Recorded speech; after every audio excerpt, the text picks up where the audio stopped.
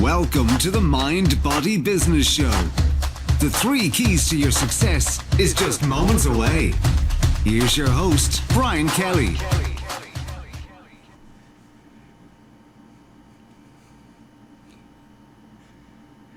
Hello everyone and welcome to the Mind Body Business Show. We are so glad you could join us tonight. We have an amazing show. I cannot wait for you to meet our special guest tonight, Heather Hawkins. She's amazing. She's going to rock it. You are going to hear some amazing stories of people she's met, of her brilliance and what she has learned in business, what has made her the raging success that she is. Before we jump into that, and it will be very, very soon, I promise, the Mind Body Business Show. What is that all about? For those of you that are here for the first time, maybe the second or third, you just don't remember, Mind is all about mindset. It is about an empowering, positive, flexible mindset. And what I noticed over the course of several years, many years of studying only successful people, is that successful people have 3 patterns that they've developed. It was this common pattern that kept bubbling up every time I ran into a successful person. And they have a very positive and flexible mindset. In addition to that, they also take care of their body.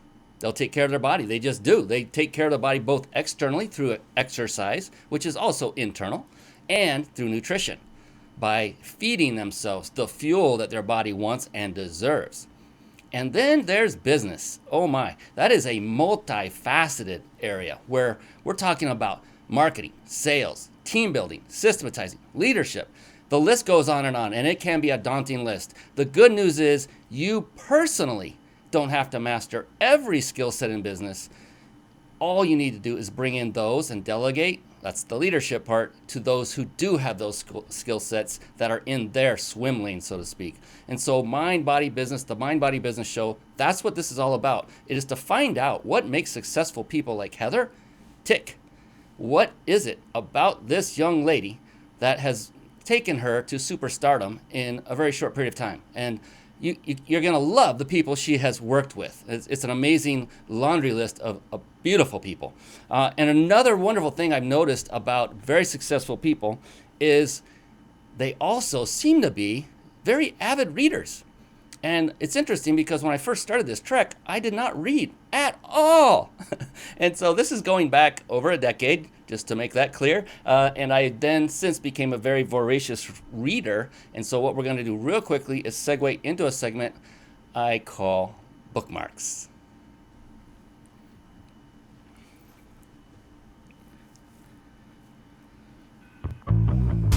Bookmarks. Born to read. Bookmarks. Ready, steady, read. Bookmarks. Brought to you by reachyourpeaklibrary.com.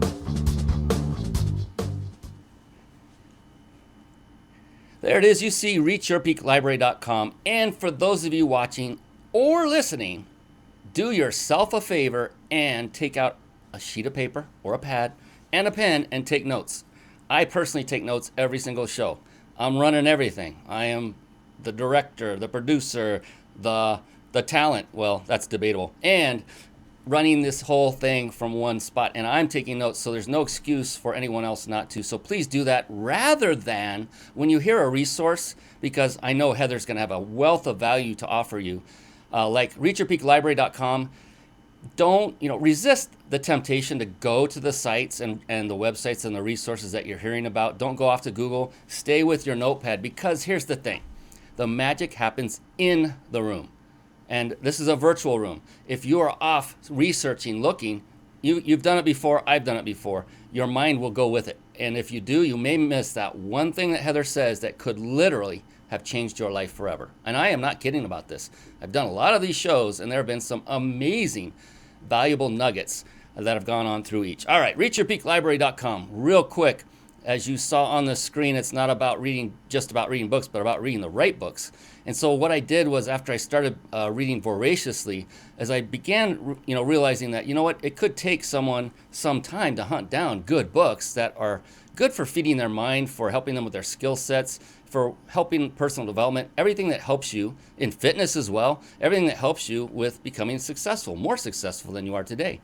And so I said, I'm going to start filling up a website full of the books that had impact on me, positive impact. So not every book I've ever read is in this list. In fact, I'm actually probably 30 or 40 behind in here of those books that did give me some great positive impact. I just finished one a moment ago, earlier today. It was amazing. It will be on this list. But this I literally did, I kid you not, for you. The entrepreneur, even if you have attained a super high level of success, and success is a very interesting word in its own right. We all have different interpretations of that. But no matter what your level of success, you can always find other resources to take you to that next level. And so this may be one of those great resources for you. Just find one book, pick it, the first one that really leaps off the page to you, and read it. And then go back and do another one. So that is there for you. And you know who else is here for you? That's right. It's the one and only Heather Hawkins. She's coming on right about now. It's time for the guest expert spotlight. Savvy, skillful, professional, adept, trained, big league, qualified. And there she is, ladies and gentlemen. The one, the only Heather Hawkins. Yes, yes, yes. Wow. Quite an intro. Quite an intro. I'm like, check, okay, check, okay, okay. Yeah, exactly. It was like I read your mind. It was exactly you to a T, every one of those. Qualified. Fantastic. Oh, we're going to have so much fun. Heather, you have such a wonderful personality. You're obviously beautiful. You are great for the screen for sure. And the most important part, though, for everyone listening is this woman's acumen, her background, her experience, her results. That's the bottom line. And so before we dive in and I introduce you to her formally, I want to remind everyone who's watching or listening, mostly watching, live right now, that if you stay on to the very end, you get a chance at a 5-star luxury resort in Mexico. And that's for a 5-night stay. And this is all compliments of our wonderful buddies over at powertexting.com who offer this vacation. We give one away every single show. I love what I get to do. And so go ahead and stick with us all the way to the end. I will reveal how you can enter to win that, and we'll just have some fun. Sound good? All right, Heather Hawkins. For the past 20 plus years, she has been helping some of the world's best known brands earn media visibility, catapult their relevance and impact. She's worked with Sony, listen to this list, Sega, Cliff Bar, divisions of Apple, oh my, even, here we go, David Bowie, I'm not kidding, and Maroon 5. Wow, that is impressive. And now she's opening the vaults, leveling the playing field, and teaching her proven systems to entrepreneurs just like you so you can build the kind of wildly visible personal brand that demands attention. I am loving every single word of this. She's the founder of Elevation Strategy and creator of Elevation Visibility Academy, and she's here to help you catapult your personal brand with earned media visibility. Whew. All right, that's our show for tonight. Thank you for joining. Bye, guys. Thanks. Heather Hawkins, welcome to the show. Thank you so much. Mexico. There you go. Yeah, let's all go, right? Definitely. Let's just do it. Take all past guest experts up through you and just go. All of us. We're all going. Power texting, take us away. Mm-hmm. Now, that was a very powerful bio, and we are definitely going to dig in a little bit on some of those tidbits, as you probably would expect, right, Heather? I'm sure I won't be the first to ever ask you about a couple of those experiences you've had. But what I'd like to do at this moment is, that's a very phenomenal background, and it gives people a great instant of what you are, what you've done, what you've accomplished from an outer viewpoint.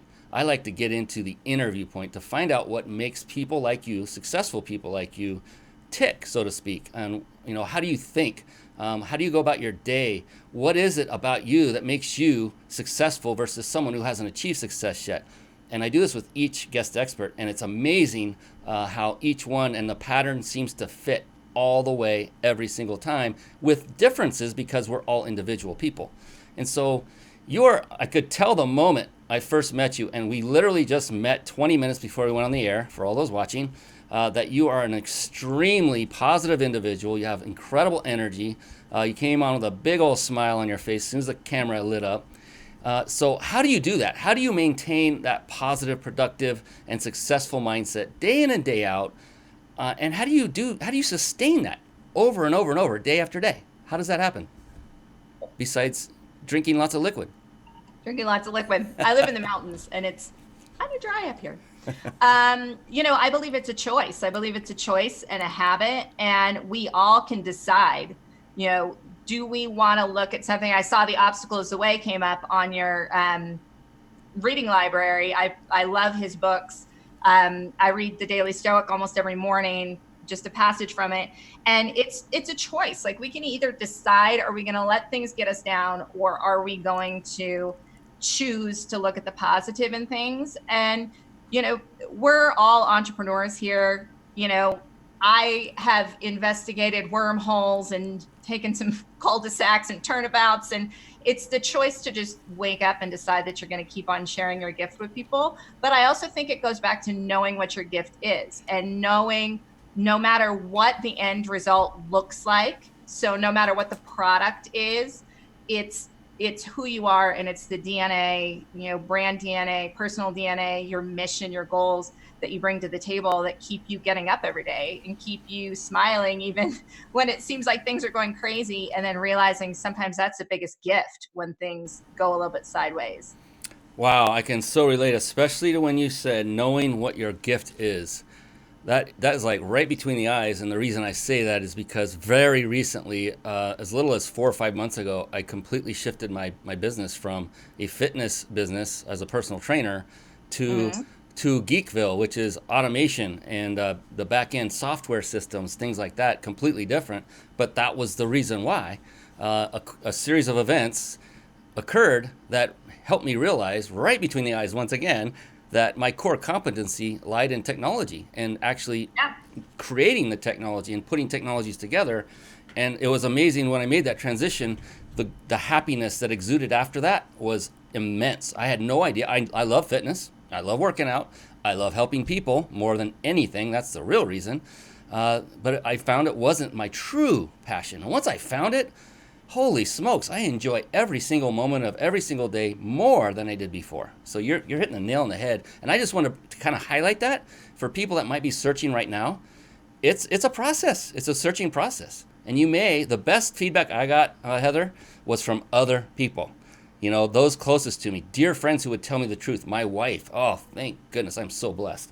Because, I'm now 55 years old. I'm starting over in business, but I feel like a newborn. I'm so excited. So why not have a great, life even well into your 50s, 60s and beyond? Why not? I'm enjoying it. Yeah. I once heard somebody say, nothing is a failure. It's all data, right? So it sounds like you got some data and it helped you make a change. Funny thing, I'm a certified personal trainer as well, just because I love learning. I love the human body. And now I specialize in something called transformative technology, which is the application of technology to health and human well-being and mental health and all of these things. And it's amazing the similarities between the habits that you have to develop, the systems you have to develop to be a fit person. Yes. And it doesn't take any more work once you figure out the habits and the systems, right? And so I can totally see how those systems you teach people to do in a fitness setting absolutely transition to the fitness or the habits and the systems that you want people to set up in a business setting. Yeah, and it so much came from mindset. It's amazing people don't think that when it comes to physical fitness, but the mind plays a bigger role than the body, because if the mind isn't there, you're not gonna work out. You're not gonna eat the right way. You're not gonna drink the right way. And so everything about that. And I used to say, I still use this metaphor to this day, because now it's a metaphor since I'm no longer doing it. But if you have a client and we're calling for 10 push-ups. Let's say we're doing an exercise. Let's do 10 push-ups. And let's say she only could do 5 or he only could do 4. I'm not going to be sexist here. It doesn't matter. It's what happens when that individual gets up from that position of not being able to complete 10. What are they doing? They're beating themselves to pieces mentally because they didn't achieve the goal. And I look at them and say, what are you doing? well, I didn't finish. I didn't reach the goal. I said, look, did you give it everything you had? Well, yeah, I couldn't go any farther. Then here, listen, instead of kicking yourself in the butt for the reps you couldn't complete, reach around literally. I make them do this, or used to. Pat yourself on the back and say, good job for the reps you did do because you gave it everything you got. You know, the goal will happen. You just got to keep doing it, discipline. And so I instill that into all of my team, into clients, everybody, just to keep that positive mindset, because whatever you've done is taking you closer to the end goal. Whether you achieve the goal you set for yourself or someone else set for you isn't really the important part right at that moment. Yeah, I just got done reading Atomic Habits, and he talks in that book about how we have confirmation bias around goals. Like everybody that goes into the NFL season has a goal of winning the season, right? So when the person wins and they say it was our goal to win, we're like, oh, it must be about the goal, but it's not. It's about every single play, every single second, every single choice. It's about how many times, even if like it's going back to doing the push-ups when you don't necessarily want to, it's choosing to do it time and again versus like the goal. I think we're too goal focused sometimes. I agree. And to your point about failure, it's about it. It's not failures, it's learnings. We're learning. We're knowing that worked, that didn't, that didn't, that didn't, that didn't, that did. There's a lot more didn'ts than did, if you didn't notice that, those of you watching and listening, because that's just the way it works. You got to have resolve and discipline, which is, I think, what Heather is really nailing down is, discipline. Doing something over and over, like in fitness, you have to start a habit, was her word. A habit. I like the word discipline because it's the same thing. Develop the discipline and keep at it.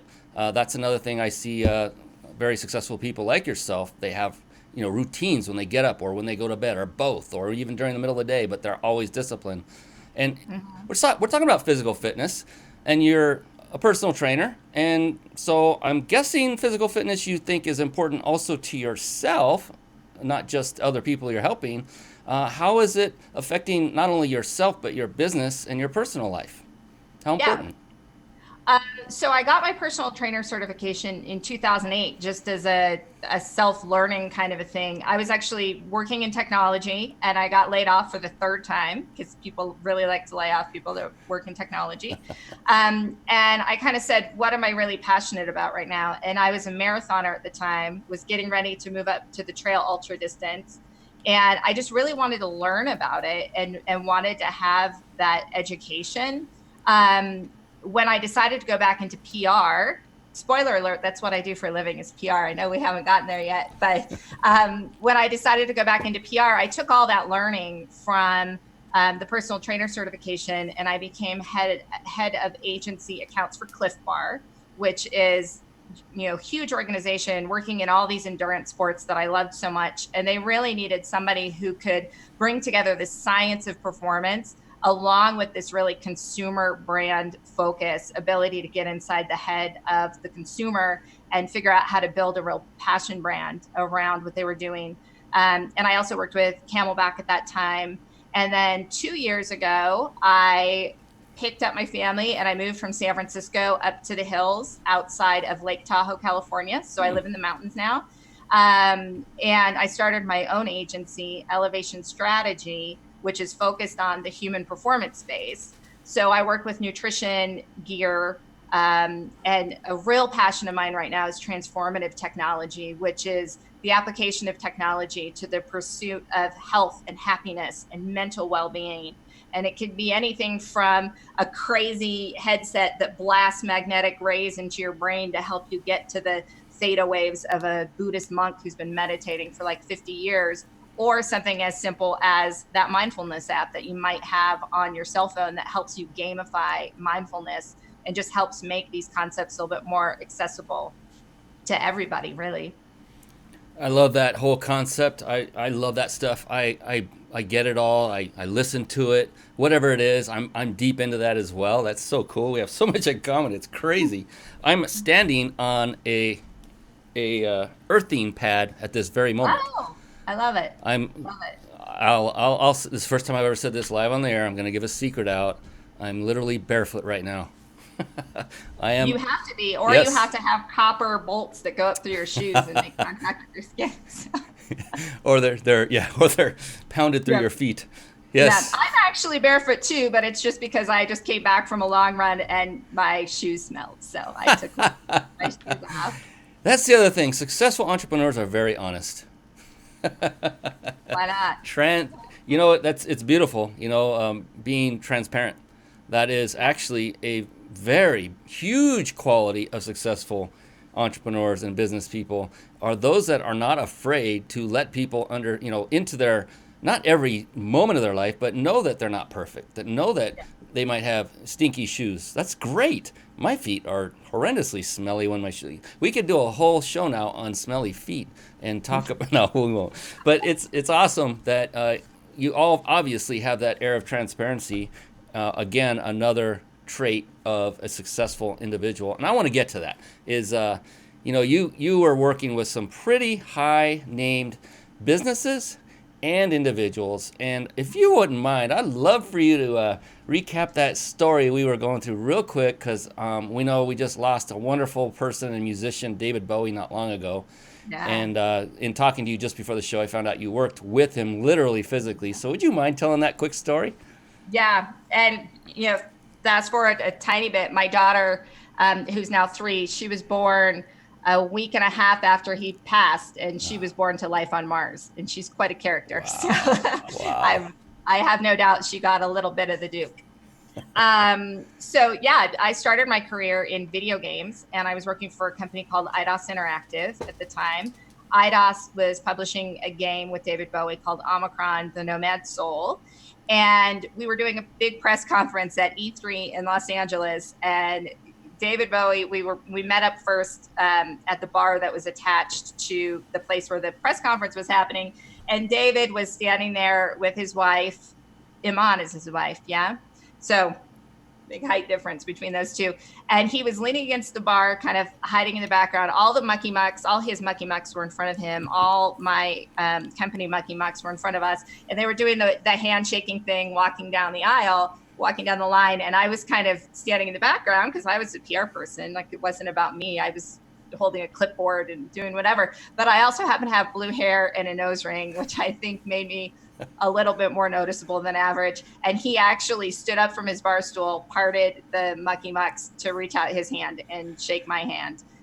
So we had that little opportunity to connect, which was awesome, because minutes later, when I was running up the backstage ramp in front of him and Reeves Gabrel and tripped and completely yard sailed myself onto the floor of the ramp, I was like, sorry, just totally. Oh, I haven't heard that before. Yard sailed my house. Oh, that was awesome. Yeah.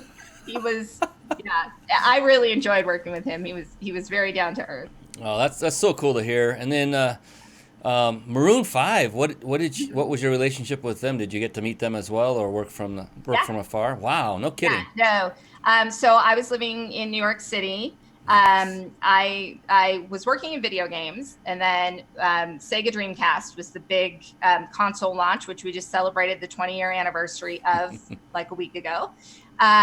Moved to New York City, which had always been a dream of mine, to do music marketing. And I got put on my desk one day a CD and a headshot of the most glamorous, made up. I think one of them was literally wearing a Seinfeld Pirates shirt in the headshot. And this was in 2002. So the tail end of the boy band boom. Everybody wanted to be listening to real music, and people were, Backstreet Boys had broken up, and Britney was a couple months away from her umbrella incident with the paparazzi. And so we worked with them before the launch of their first album. And our real message to them, it goes back to something you were just talking about, and something that's core to my business, was about radical authenticity, and how, you guys don't need to market yourself in this way that's not authentic to you, because you could tell once you met them that they didn't want to, they weren't a glam band. They were down to earth. They're great musicians. And so we made the choice in working with them that for 1 year, we would not let them do, it was amongst all of us, we made an agreement for 1 year, they will not do anything that reeks of boy band, because if they had at that time, they would have ended up completely being a flash in the pan. And we said, just so you know, this means if Young Miss Magazine calls and wants to put you on the cover, we say no to that. We ship them off. So everybody who owns a Jeep gets together once a year and does like this Jeep Jamboree thing. We ship them to the Sam Adams Beer Festival. We basically said, where would a music first jam band type of band be playing? And we actually did get that phone call from Young Miss Magazine, wanted to do Maroon 5 Takes You to Prom, like 6 months after, and we said no to it. Because again, it goes back to knowing who you are, being radically authentic to that is going to get you so much further than saying what's hot right now. Let me be what's hot right now. Yeah. And when I start working with entrepreneurs and solopreneurs, a lot of times they come to me and I'm like, okay, tell me about yourself. And I've literally had people say, you tell me what I need to be in order to make it right now. You tell me how I should position myself. No, it goes back to who are you so that you can build a business that you love. So if I told you that you need to be friends with Brian Kelly and Tim Ferriss, and you need to hang out in Austin and New York City, and you need to, and you want to live in the mountains like me, right?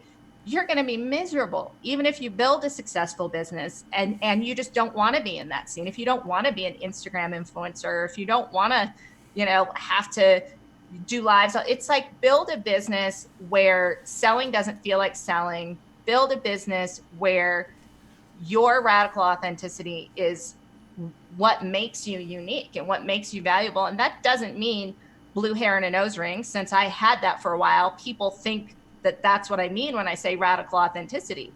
No, it could mean barefoot on a grounding pad with a, tinfoil hat on, if that's kind of what you're about, right? Where did I put that? Where is my tinfoil hat? So I think that Maroon 5 was probably my first strongest lesson in it is not true that all PR is good PR. It is true that who you are is what's going to make you last. And it's true that who you are is not going to change no matter how many experiments, no matter how many things you try and quote unquote fail at or decide to pivot away from. It's the core of you that's always being built throughout that process. Man, and now that is wisdom right there, ladies and gentlemen, because you are hitting everything on the head. So many people will sacrifice literally themselves for fame or fortune, usually the fortune part, in search of success. And the thing is when they reach what they're calling success at that moment, like you said, they're miserable because they're not their authentic self.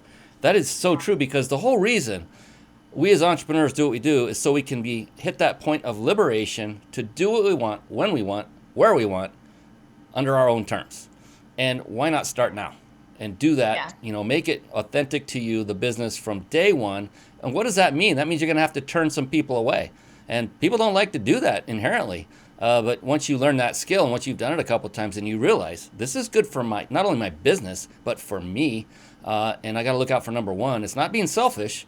It's getting higher, faster, so you can serve more people that are a fit with you, because, spoiler alert, you don't have a business that's right for everyone. How many times have we heard that? Who do you serve? Oh, everybody. No, it's funny. I was coaching somebody in the Tahoe startup showcase last week. We have a pretty booming startup community up here by Lake Tahoe, and it was an outdoors company. And they said, so, there are 35 million Americans who get outdoors once or twice, a year, and we're really focused on these people, blah, blah, blah, blah, blah. And then also there are all those people who never get outside, and we really are also solving. It's like, okay, so now your avatar is every single stinking person in the United States. Like, the problems you're solving have gone from really well-defined ones with research behind it to like Martha hates bugs and Martha doesn't want to get her shoes dirty. So how do you solve Martha's problem? Like, you can't build a product for everyone. You can't market a product to everyone.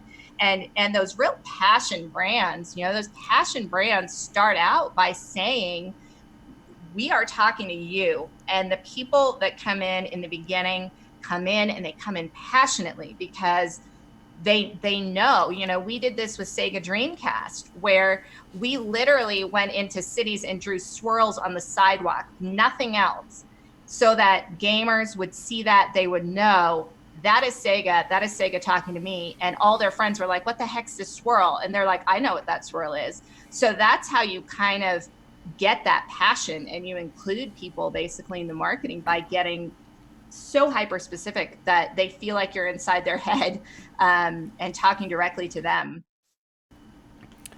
Absolutely, yeah. And like gamers, you're not gonna, if you're looking to sell games, video games, most likely, moms that have teenagers are probably not in your market, even though everyone's going to try to sell to everyone that's out there. And so it's very important. You said the word avatar. It's very important to know that avatar, to get very clear on who that avatar is and market all your messaging to that person. I'm preaching to the choir. I'm talking to the PR expert here. Yeah. But it's interesting because I'll say when I do brand build outs with people, they come to me and they say, I know having an avatar is super important, but I'm different. And let me tell you why I shouldn't have an avatar. And I'm like, no, you still need an avatar. Okay, so I help businesses who want to grow.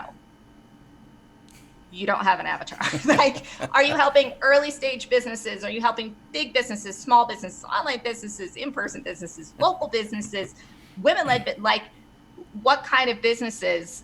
Like, you have to get more specific. Oh, I work with entrepreneurs. What kind of entrepreneurs? Ones who want to scale and get investment, or ones who want to be solopreneurs? Or like, you have got to give it a more specific. But I find that people are educated on the fact that they need an avatar, and then they come to me and want to tell me why they don't need one. You need one. Everybody needs one. Yeah, there's always resistance to that step.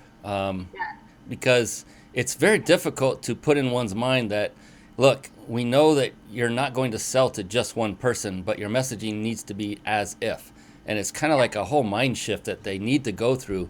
And I remember the first time I went through that exercise, same thing happened. I'm like, ugh, this is hurting. I don't know how to do this. Where do they live? How much do they make? Where do they hang out? What restaurants? I don't know. Yeah. And then you just go through the process and you figure it out. And then once you do, you can always change your avatar if it's not perfect that first time. It doesn't matter. Yeah. If you're messaging, and it's all about the messaging. It doesn't mean if a mom with 4 teenagers wants to buy the game, it doesn't mean you just, nope, you can't have it. No, you still take it. Not excluding anybody. Right. I mean, honestly, what you want to do is have that avatar be so specific that those people are so passionate about your business that they bring you the next ring. And that next ring, working inside out, might have anybody in it. If your product is for female entrepreneurs and you're really targeting females, and somebody's buddies, business buddies with a guy, and says, you really need to go to this woman or you need to go to this guy to help you, are you going to turn them away? I mean, it's not like you're saying you're not allowed, like it's the chicks only, no dudes club. But it's just a way of creating that kind of passion with people. Yeah, thank you for clarifying that, because that's the resistance where everyone comes from. Yeah, but I can serve so many people. Don't worry, it'll happen. As long as you keep following, keep focusing on the course. Let's get that avatar defined.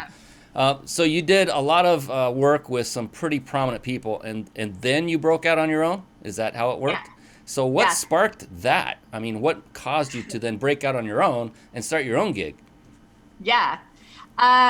So I had been, it's a couple things. One big slice of it was lifestyle. So I have 2 young daughters. I have now a 4-year-old and a 6-year-old, or a 3-year-old and a 6-year-old, and they're both about to turn 4 and 7, as one does when one is 4 and 6. And I was living in San Francisco. I was the vice president of an agency. I mentioned that I had been running the Cliff and Camelback accounts.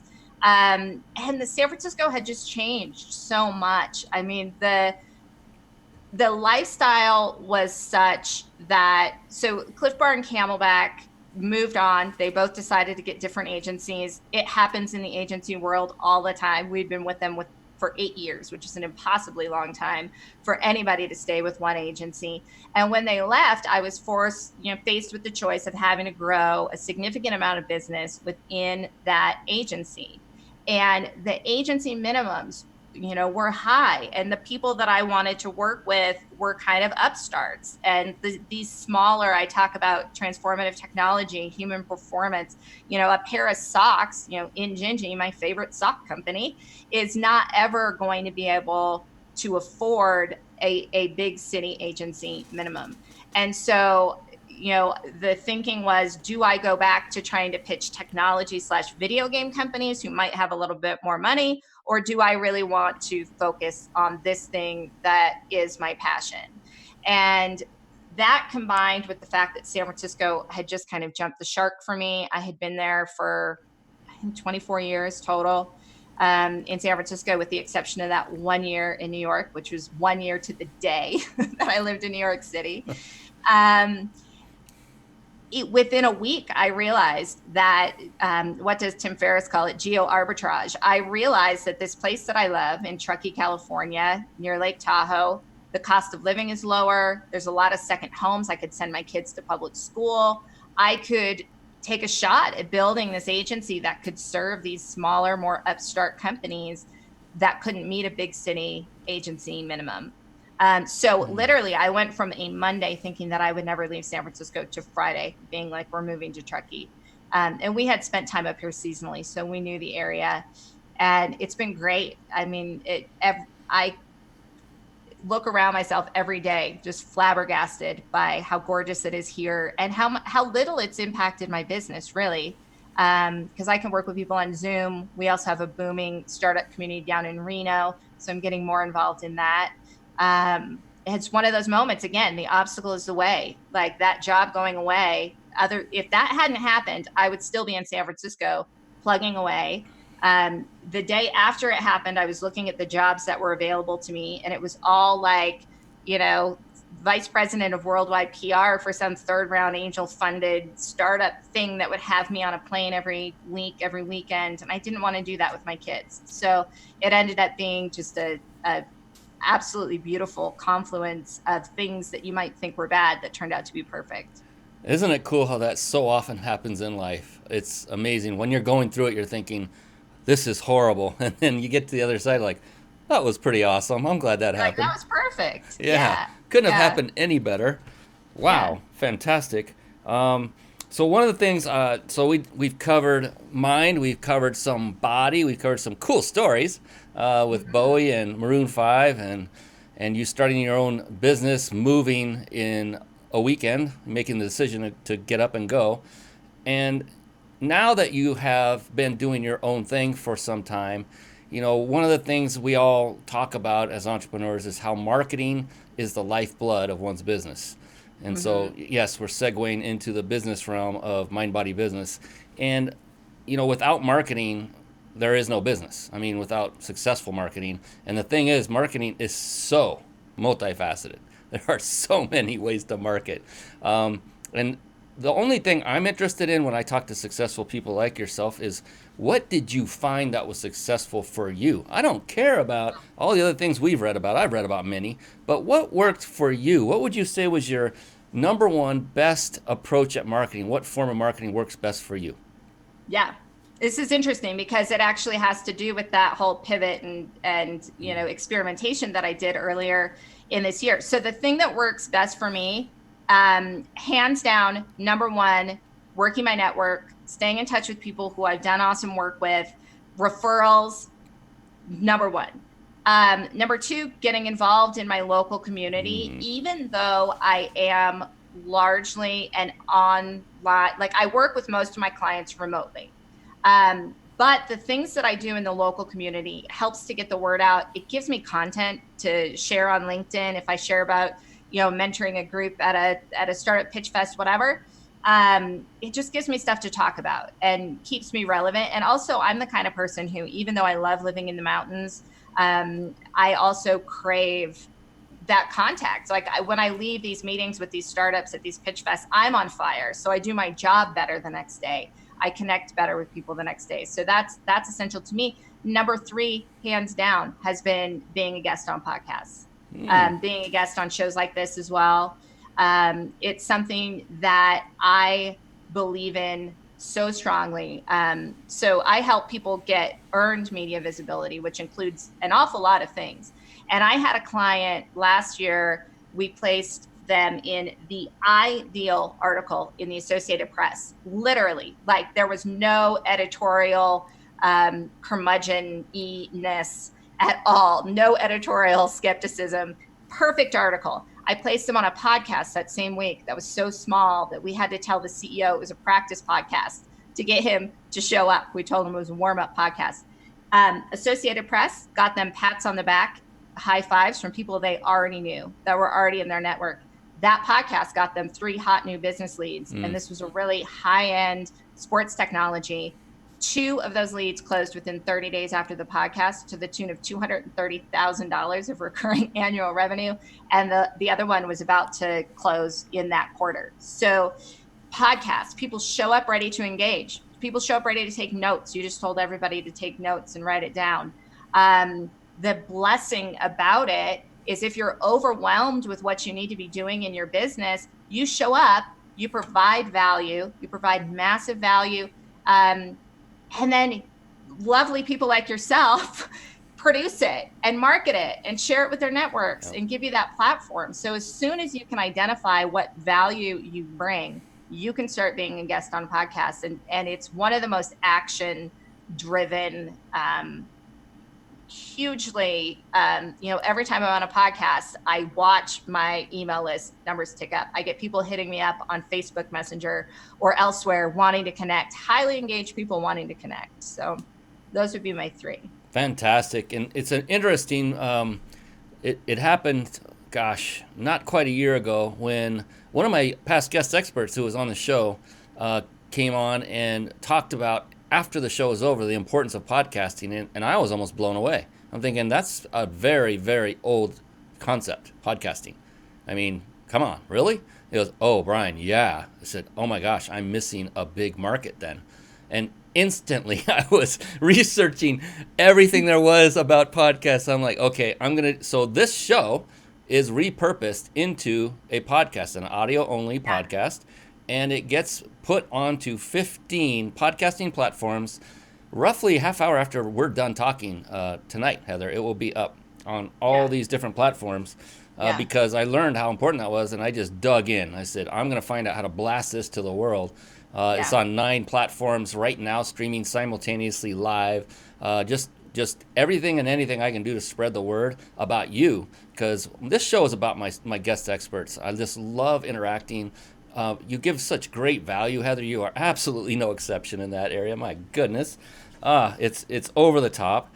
And podcasting, that's the one of those. And you also mentioned showing up. Personal relationships is really what I got out of that. That is also it's come back full circle. We go through these cycles much like real estate. What works in marketing and what doesn't. Not long ago, personal relationships, you didn't have to develop those as tightly as you do today. Now it's back to we need the touch, because now everyone's gotten so disconnected with social media and internet and Zoom and all these online things, which are awesome. But when you're physically with somebody, the energy is different and it has a bigger impact. So everything just hitting on the mark from what I've been witnessing as well. 2 quick things on that. Yeah. Number one, I believe that what you're doing here is actually the wave of the future. I believe that podcasts are going to start getting more video, because it's so nice to just see somebody, to see their face, to hear them talking. There are things you can do on video. So I do think that this is more the wave of where it's going, but podcasts are not going anywhere. The second thing that I wanted to say, as it relates to that dip that I talked about, that experimentation that I did, was all marketing automation. It was all figuring out how to build funnel pages, or figuring out how to do lead magnets, or figuring out how to do, I was telling you before we hopped on that I had a really horrible string of Zoom webinars that I was trying to do. And I had a coach that was sitting there going, Heather, you have to do this. Like, you have to talk about the, cost of not doing the thing. And you need to, and he's like hitting me up on my cell phone, and I'm just trying to connect with people. And he's like, you need to ask the next question in the 5-question close to get the, and I just like, and I got off that last webinar. And that's when I had that aha moment that I do not want to build a business that I have to inauthentically sell, or that the selling process feels this bad, or that I have to change who I am in order to say the right words, in order to have the right emotional thing to get the people to do the stuff. But it ultimately, what it bubbles down to, I think, is I don't want to have an automated marketing system. I want to connect with a person. My business is built in such a way that I do a couple of group things just because I want to help as many people as I can. But other than that, my business is built in such a way that it can be one-on-one connections.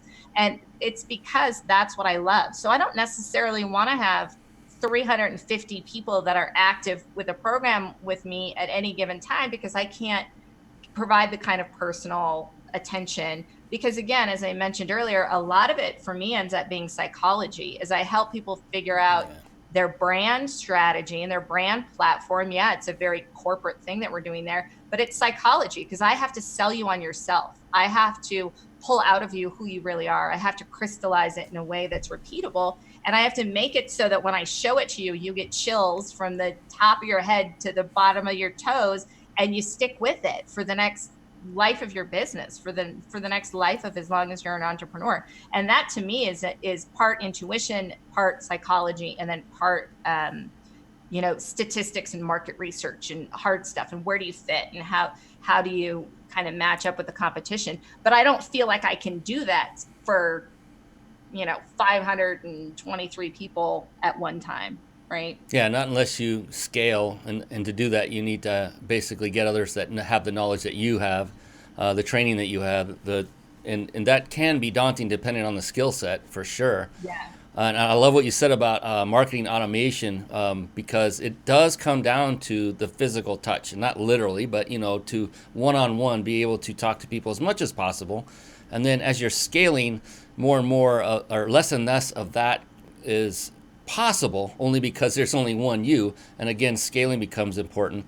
And the reason I'm hitting those a couple of times is marketing, or automation in general, is an absolute necessity to run your business from the under the hood. And you've been privy to that from all of the automation you've received from me personally. That most of was automated. A couple of personal emails shot in there. I automate the bejeebers out of my business so that I don't have to work on it or in it, and I now can work on it. I just recently automated an entire interview process. I have a 1-hour application. They go through lots of not lots, 5 or 6 videos, actually 7, 7 videos, and I lay down the law, and are you still okay to continue? Do you agree with this? I ask them questions. It's all captured on a form. At the end, I have them create a video of themselves and tell me why they deserve to work with Reach Your Peak, my company. And it says 3 to 10 minutes, whatever. And I just put this together, and 2 have already come in, and they are super qualified because this system helped do that. I didn't have to stay on the phone for an hour, which I normally would do in the past. I just saved myself an hour. It took me 12 to 14 hours to put this thing together, test it, make sure it worked. But now I'm going to save myself that amount of time over and over and over again. So, totally. Did you build that yourself, or did you hire somebody? I did, because that's my forte. That was my core competency we're talking about. I was coined by a close friend. One of those friends I was telling you about called me the automation master. So I said, I'm going to go with that. I like that one. Nice. It's funny. So I was in college radio when I was in college. That's redundant.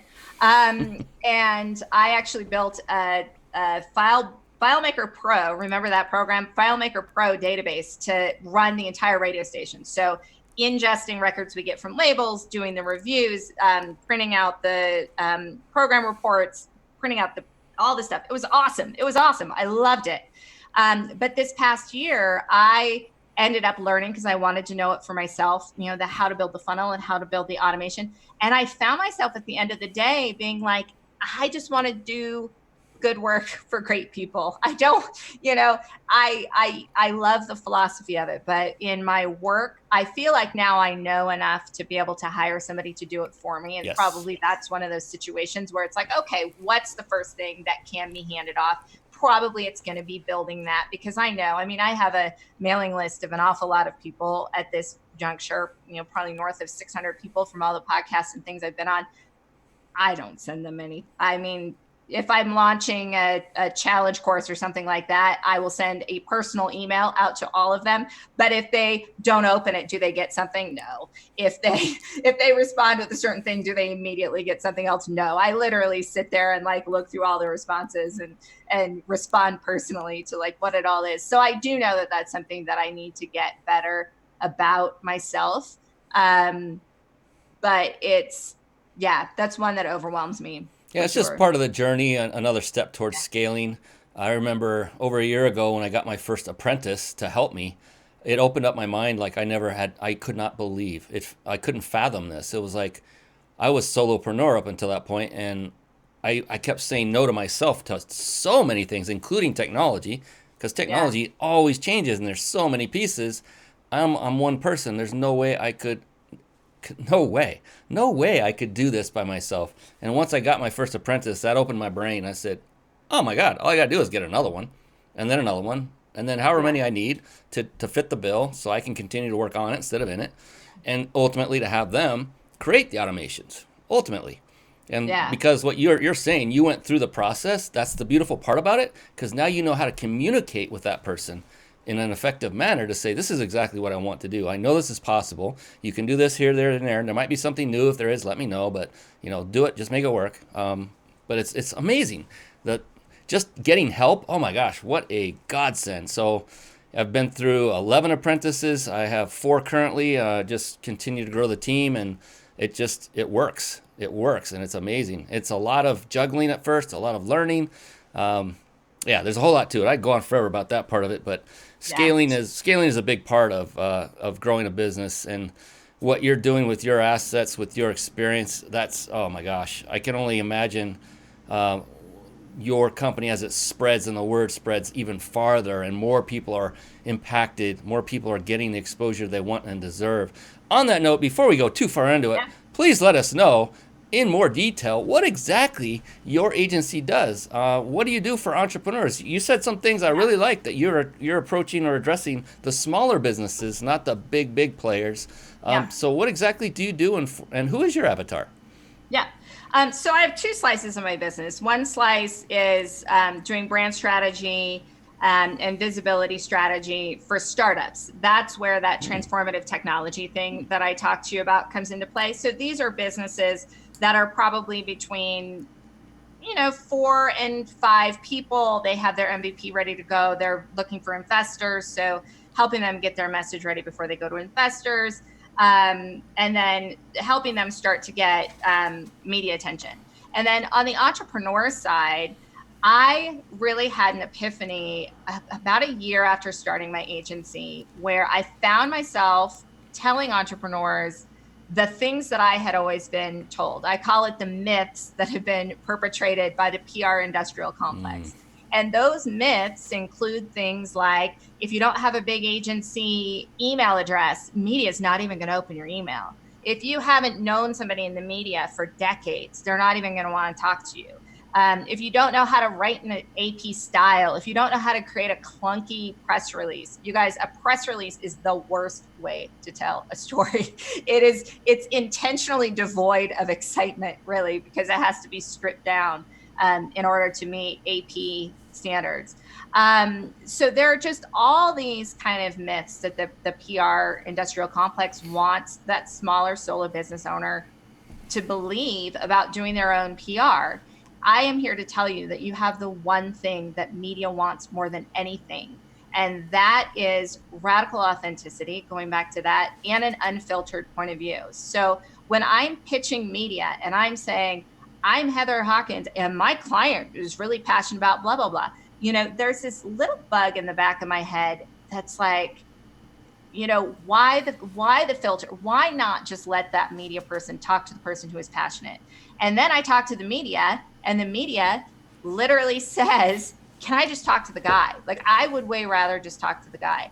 And look, if you're a big company, if you're a Cliff Bar, if you're a Camelback, and media is talking to the executive vice president of sales and the executive vice president of product, you need to have a PR agency. You need to have a filter, because you need to stay aligned to that brand. If you're a solo business owner, you're not going to go off brand to yourself. Your passion is who you are.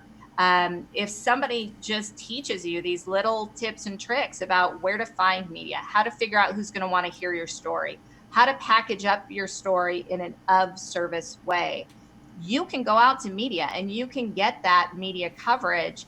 And I believe that anytime that you're dealing with earned media, where there is a gatekeeper, so there's a reporter who puts you in their story, there's a podcaster who puts you on their show, there's a conference that puts you on the stage to speak, there's something called a halo of endorsement that happens because this trusted media person is giving you a stage and giving you a microphone to talk about yourself and your brand and to tell your story. That doesn't happen if you're placing bylined articles on Business Insider or churning out content on your own blog or going live on Facebook every day. There's something magical that happens when you're actually dealing with that gatekeeper in an earned media setting.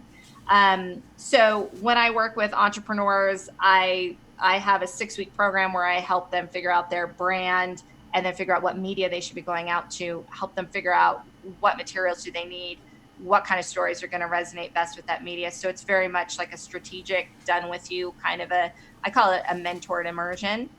And then I do other little things. So I mentioned earlier podcasts. If you are a solo business owner and you wake up with an opinion, you need to be on podcasts. If you want people joining your list, downloading your lead magnet, engaging you in those kinds of ways, you've got to be on podcasts. You should be on podcasts. You cannot beat it. So I do a couple things teaching people how to be on podcasts. I have a 2-week group challenge style where it's like 15 minutes of work a day. And by the end of the 2 weeks, you have your entire pitch engine built out. And then I also do one-on-one coaching, teaching people how to be on podcasts and how to create what they need to move forward in that. You heard it. Heather Hawkins, she's worked with David Bowie, Maroon 5, and so many others. Big companies. She's been around the block. She knows what it takes to get you the exposure you want and deserve. That's what I love. You've hit all the pieces. You know it so well, obviously, that no stone is left unturned. 6 weeks to transform your business. That sounds mighty enticing to me personally. So it should sound the same to everyone else out there who is either an entrepreneur, even an aspiring entrepreneur. So it sounds like you even help those that are solopreneurs as well, which is phenomenal because there are a lot of those out there. It's difficult to make that transition, or at least it seems like it is, unless you have a little bit of hand-holding in that area or coaching. But once you've done it, it's phenomenal. But yeah, there's many solopreneurs out there. So God bless you for helping the entrepreneurs that are in that stage of their business because there are so few that seem to be out there that really are worth their salt. And I can tell you are. You are definitely worth your salt and more. I don't even know where that term came from, worth your salt. Doesn't even sound that good. But I have to look that up. Must be back in the day when salt was the thing, you know? It might be because I'm still wearing my running clothes. I keep on checking in the thing to be like, I don't have like dried sweat on my face. Oh my God, you are so hilarious. I love this. Well, I can't believe this. We're coming on the end of an hour, but there is one question I like to ask every single guest expert that comes onto the show. Yeah. I didn't get to hear what this question was beforehand, so I'm ready. I'm ready. Are you sure? So it's an interesting question, and I ask every entrepreneur, past guest, and they're still alive, so they survived, and and it's a really deep question, and I love the answers that come as a result of it. But before we do that, I promised everyone that before we hit the end of the show, I'd show them how they could enter to win a 5-night stay at a 5-star, get that 5 in there, luxury resort in Mexico, compliments of powertexting.com, from my good buddy Jason Nast, who's actually watching us right now on YouTube. How you doing, my friend? Thank you so much. Always there supporting. Love this guy. I truly do. He's like a brother. And here is how you enter. So everyone, you now have our permission to pull out your phone if you're not already watching on it and enter the following. So bring out your texting application, type in the phone number 661-535-1624, and then in that little message area at the bottom, type in the word PEAK, P-E-A-K, and hit that little send button, and that will enter you immediately and instantly into our little contest to see who is going to go to Mexico. Compliments again of powertexting.com, Jason Nast, Rhonda, amazing people. And by the way, when you do this, when you text that number, you are using the powertexting.com system itself. It's amazing. So every business owner, in my personal opinion, should have this system. It's a great way to communicate. Text is open more than email. I could go on and on. So go ahead, text peak to the number 661-535-1624.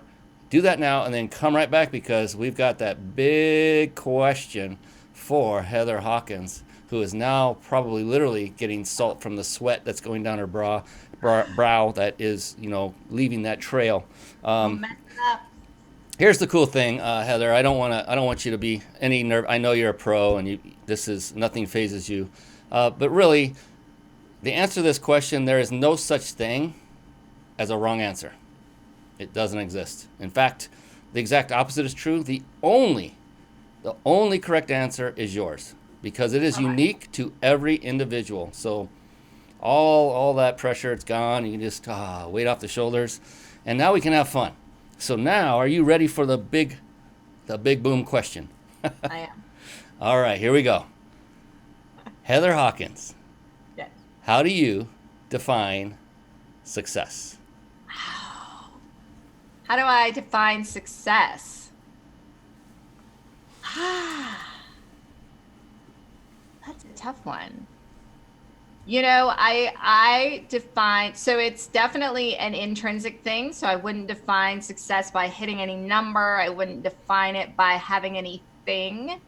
I define it as just like a feeling of inner knowing that you're in the right place doing what you're supposed to be doing.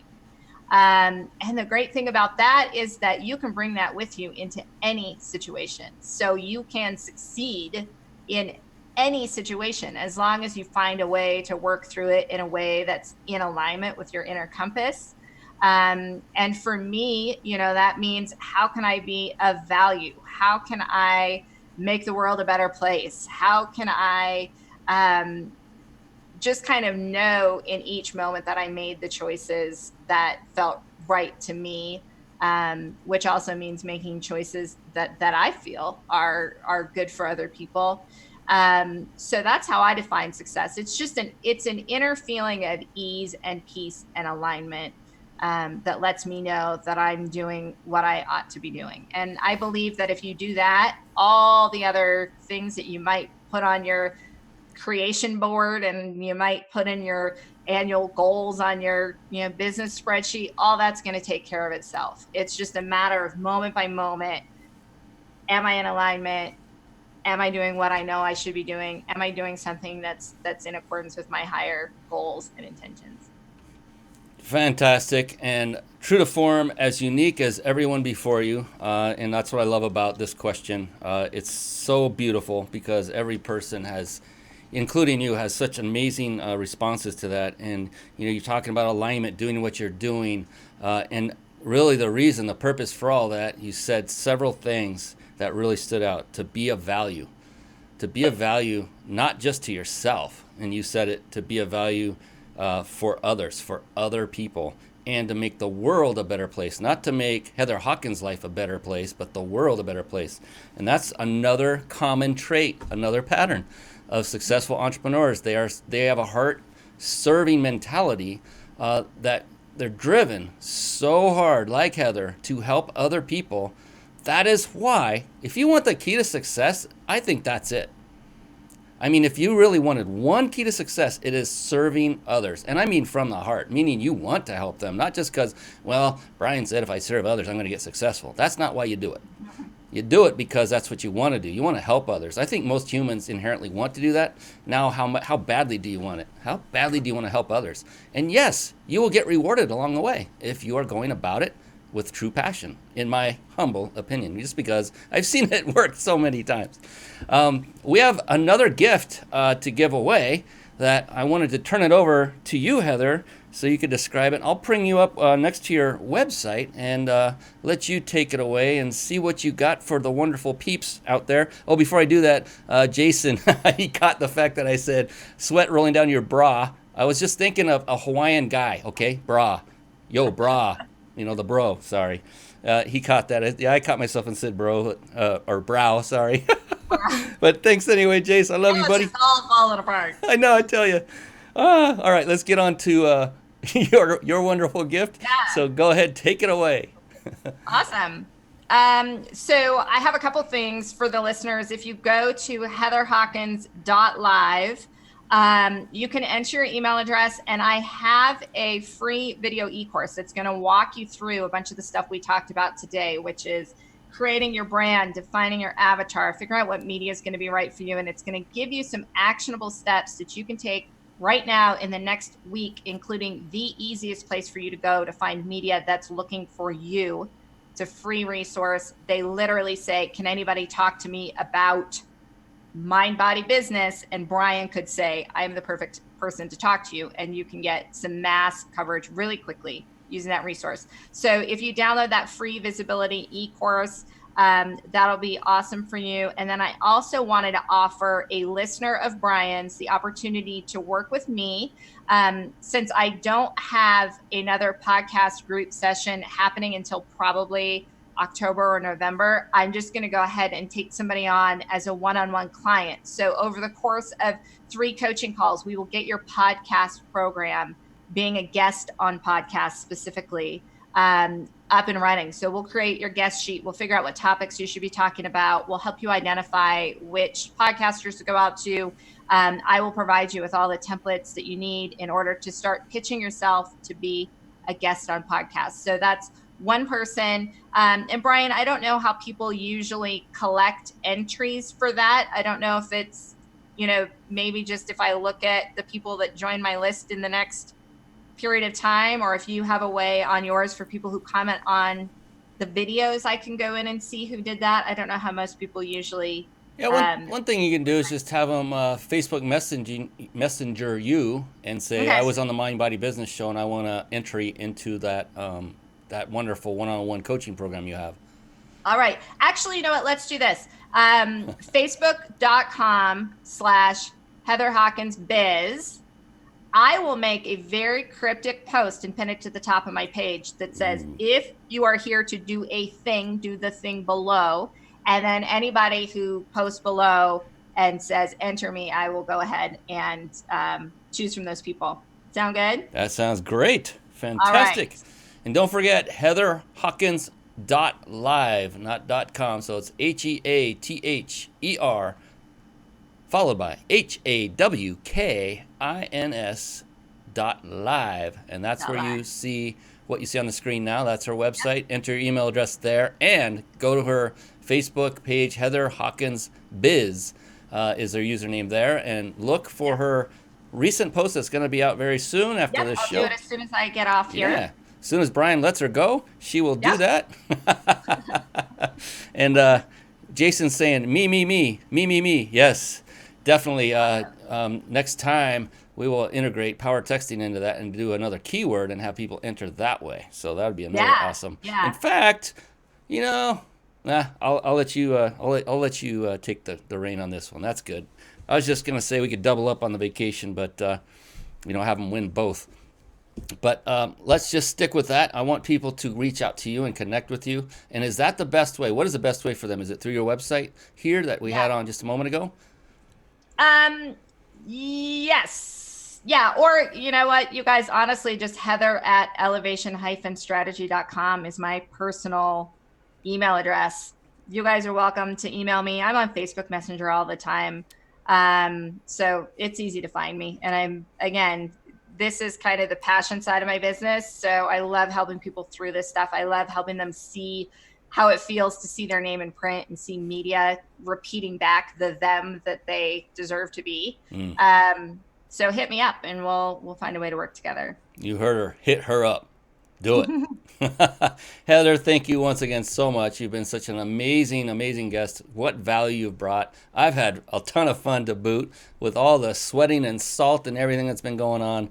Just been a great, great experience. There we go. Yes. Sure glad we don't have that scratch and sniff technology just yet. You really don't want it. Really don't want it. Fantastic. All right. Well, on behalf of Heather Hawkins, this is Brian Kelly for the Mind Body Business Show.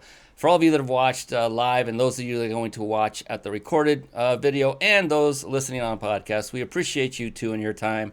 Until next time, we will see you once again on the Mind Body Business Show. That's it for now. Have a great one and be blessed. Take care, everybody. Thank you for watching and listening. This has been the Mind Body Business Show with Brian Kelly.